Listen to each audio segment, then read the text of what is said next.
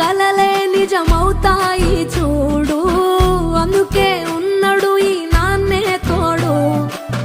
దశరథ మహారాజే నాన్నై పుట్టాడు, నువ్వు రాముడంత ఎదగరనేడు.